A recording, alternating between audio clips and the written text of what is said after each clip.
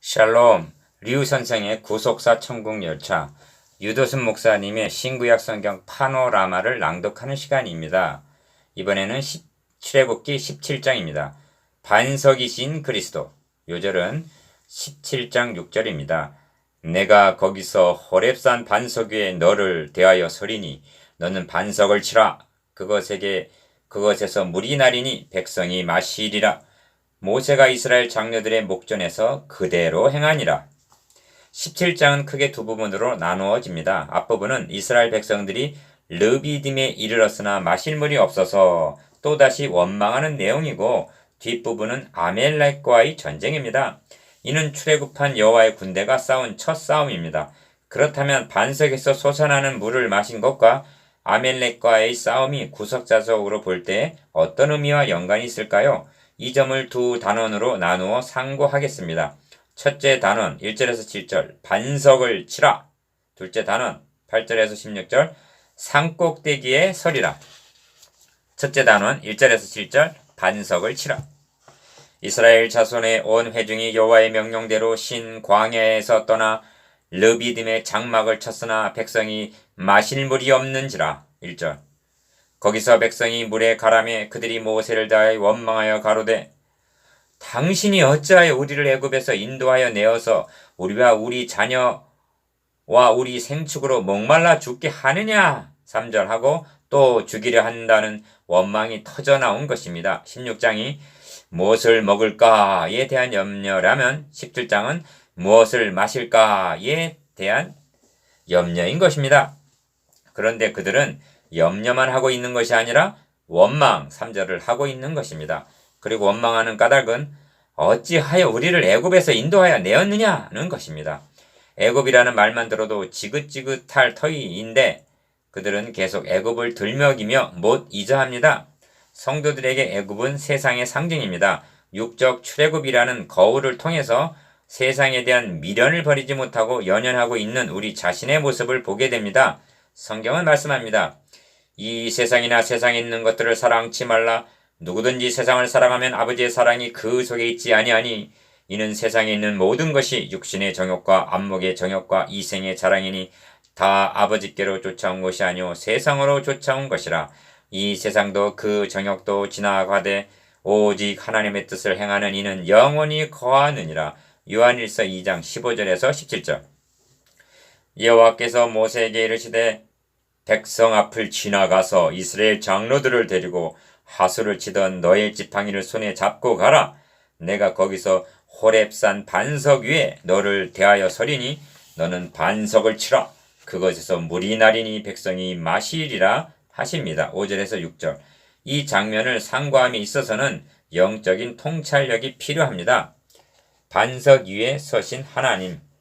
첫 번째, 물을 솟아나게 하기 위해서라면 땅이라 해야지 어찌하여 반석인가. 두 번째, 반석을 향해 물을 내라 하고 명하라 하시지 않고 어찌하여 치라 하시는가.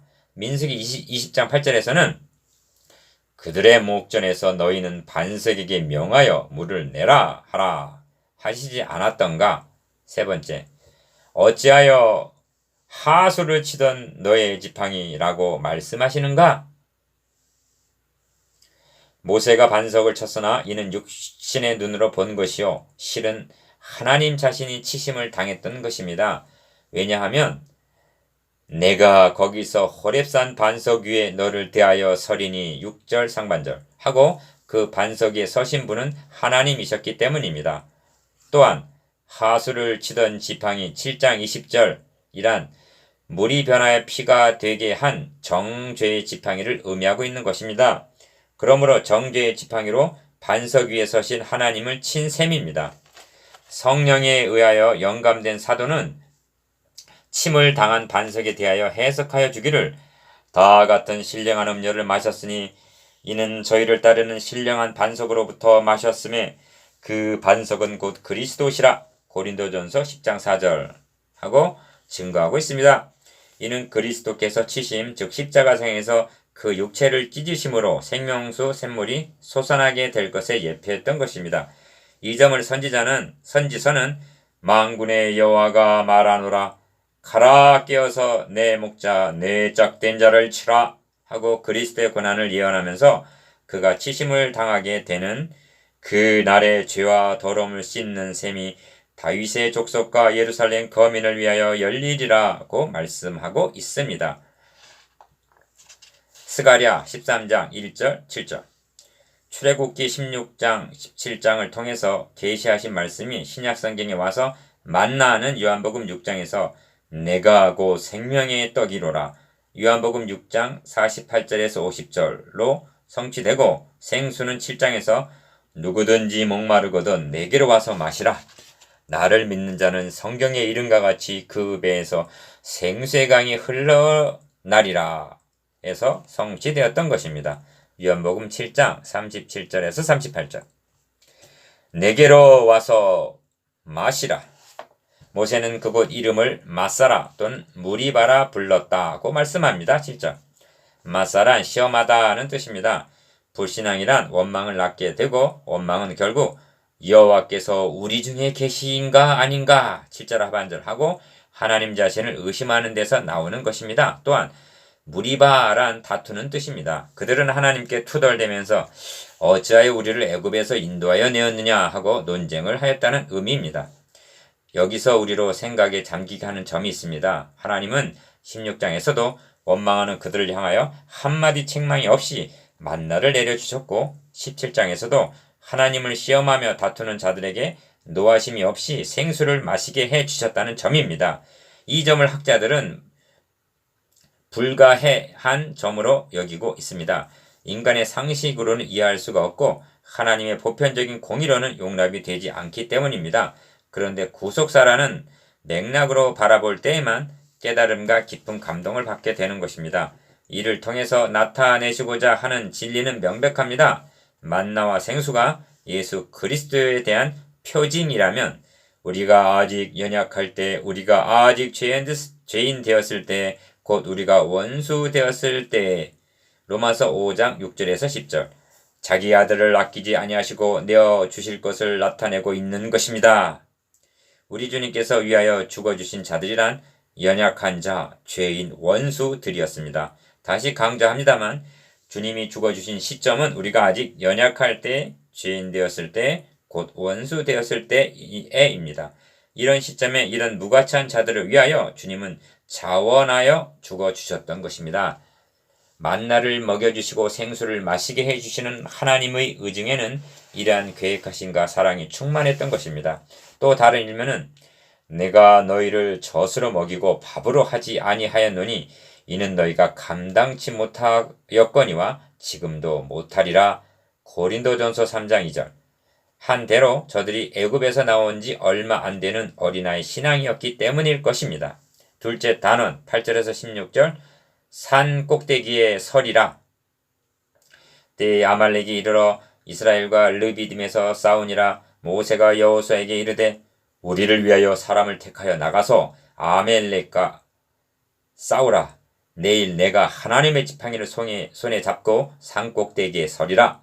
8절에서 9절 이스라엘 자손을 가리켜 여호와의 군대 12장 41절이라고 말씀했는데 여호와의 군대가 최초로 싸운 싸움이 아말렉과의 전쟁이었음을 유념할 필요가 있습니다.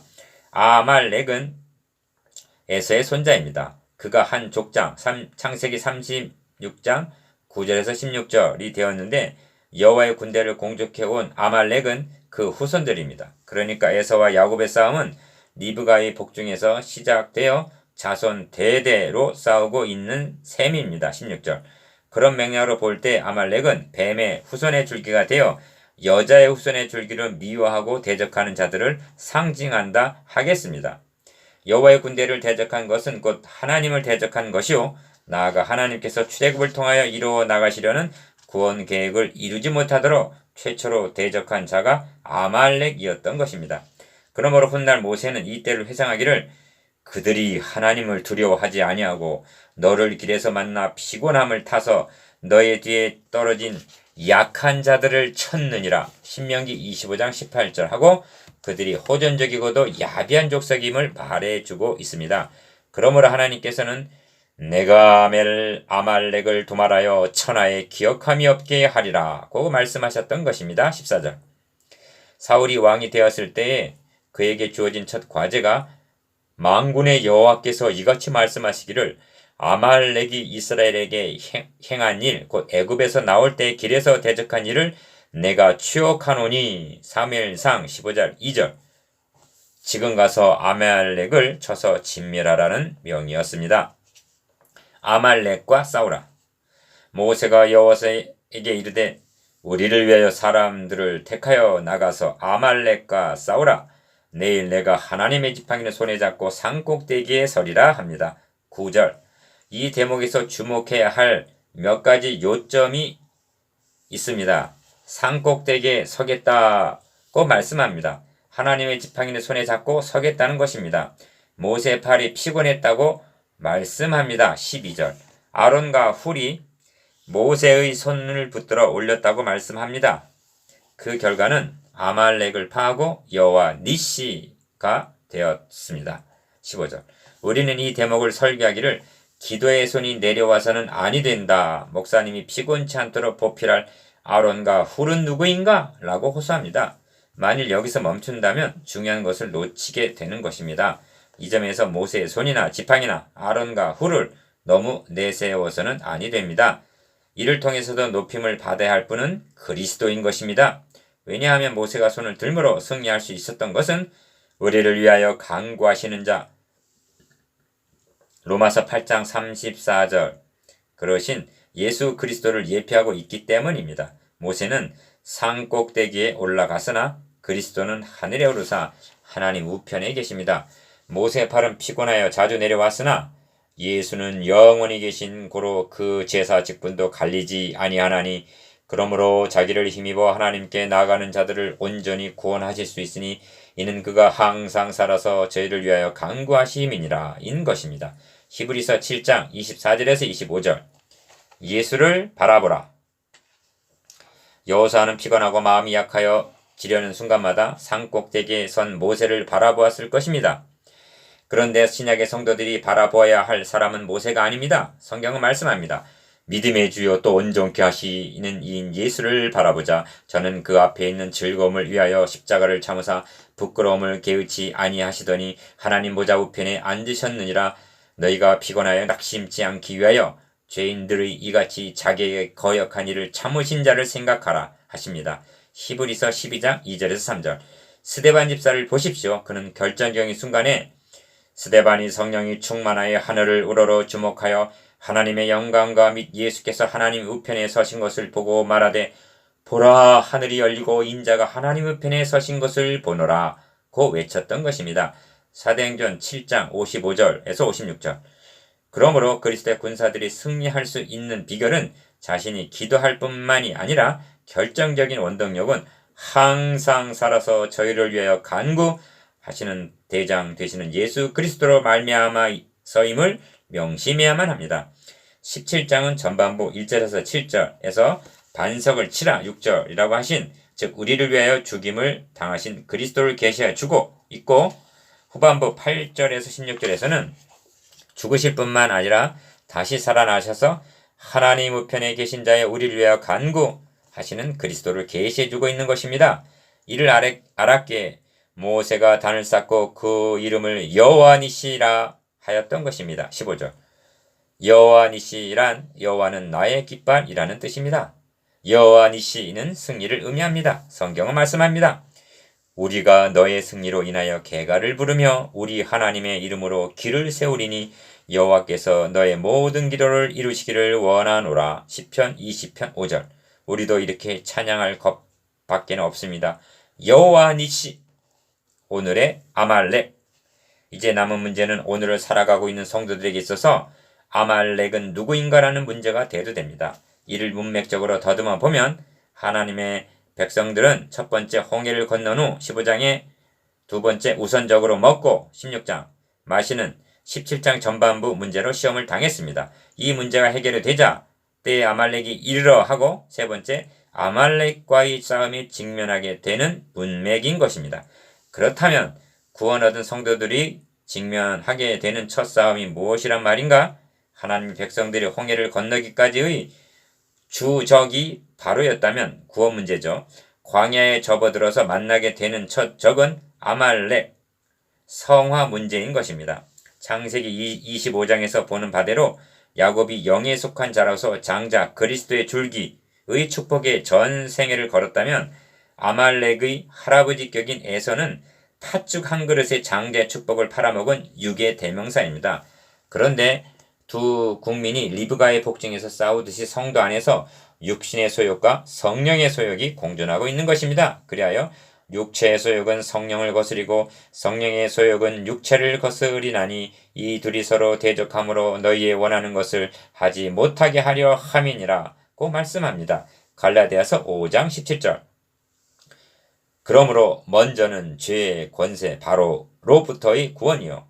구원 얻은 후에 직면하게 되는 첫 싸움은 육신의 소욕과의 싸움인 것입니다. 그리고 이 싸움은 단번에 끝나는 싸움이 아니고 대대로 싸워야 할 끈질긴 싸움인 것입니다. 아말렉을 진멸하라 하신 대로 끊임없이 괴롭히는 육신의 소욕은 쳐서 복종시켜야만 하고 고린도전서 9장 27절 날마다 죽여야 하고 고린도전서 15장 31절 죄의 몸이 멸하여 다시는 우리가 죄에게 종노릇하지 아니하려 함이니 로마서 6장 6절로 말씀하신 대로 진멸해야 마땅한 적인 것입니다. 그리고 명심해야 할 점은 여러분의 힘만으로는 결코 승리할 수가 없다는 점입니다. 성경은 말씀합니다. 너희가 육신대로 살면 반드시 죽을 것이로되 영으로서 몸의 행실을 죽이면 살리라. 로마서 8장 13절 영, 즉 하나님의 영, 그리스도의 영, 성령 로마서 8장 9절 으로서만이 승리할 수가 있음을 명심하십시오.